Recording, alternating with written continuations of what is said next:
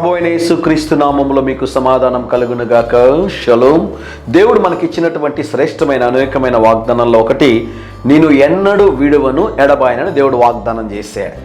మనము మన పాపములను ఒప్పుకొని యేసు ప్రభు నామములో పరిశుద్ధాత్మ బాప్తిస్మం మనం పొందుకున్నట్లయితే, యేసు ప్రభు శిలువ రక్తము చేత మనం కడగబడినట్లయితే, అనేక సందర్భాల్లో మనము దేవునికి దూరమైన, దేవుడు మనల్ని విడువక ఎడబాయక, దేవుడు మనల్ని క్షమించి దేవుడు మనల్ని రక్షిస్తాడని దేవుని సేవకుడిగా తెలియజేస్తున్నాను. అందుకనే దావీదు ఒక మాట అంటాడు, ప్రభువా నీ రక్షణలో ఉన్న ఆనందాన్ని నాకు మరలా దయచేయి ప్రభువా అంటాడు.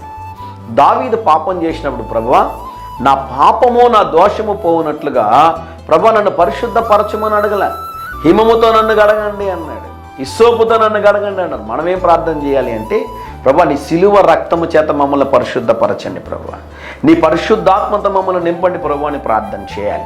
ఈ ఉదయకాల సమయంలో దేవుడు మనకి ఇస్తున్న శ్రేష్టమైన వాగ్దానం ఏంటో తెలుసా?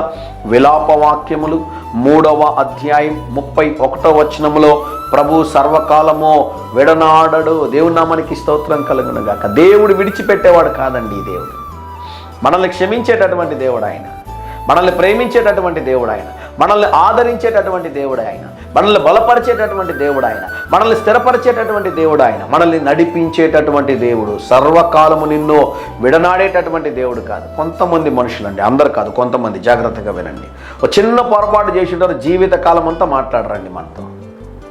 ఒక చిన్న పొరపాటు చేసి ఉంటారు, క్షమించరు. తల్లిదండ్రులు కూడానండి, ఎవరైనా ఇష్టపడి పెళ్లి చేసుకున్నారనుకోండి, మాట్లాడతారా? వారిని క్షమిస్తారా? భయంకరంగా చంపేస్తూ ఉన్నారు ఈరోజు, మీరు గమనించారా? క్షమాపణ ఉండదండి వారికి. అయితే దేవుడు ఎటువంటి వాడు అంటే, మనము తప్పు చేసినా మనము దేవుని దగ్గరికి వచ్చినప్పుడు క్షమించి మనల్ని ఆదరించి మనల్ని నడిపించేటటువంటి దేవుడు ఆయన. ధైర్యంగా ఈ దినాన్ని ఎదుర్కోండి. దేవుని సన్నిధి మీకు తోడుగా వచ్చినగాక. ప్రియ పరలోకపు తండ్రి, మేము మా జీవితంలో అనేక సార్లు మీకు విరోధమైన కార్యాలు చేసి, మీకు దూరం అయిపోయిన మమ్మల్ని విడనాడక ప్రభువా, మీ కృపతో మమ్మల్ని జ్ఞాపకం చేసుకుని మమ్మల్ని కాపాడి నడిపిస్తున్నందుకు స్తోత్రము నాయన. ఇది మా ప్రియులు తలపెట్టుచున్న ప్రతి కార్యములో జయమును అనుగ్రహించమని యేసు నామములో ప్రార్థిస్తున్నాము తండ్రి. Amen, amen.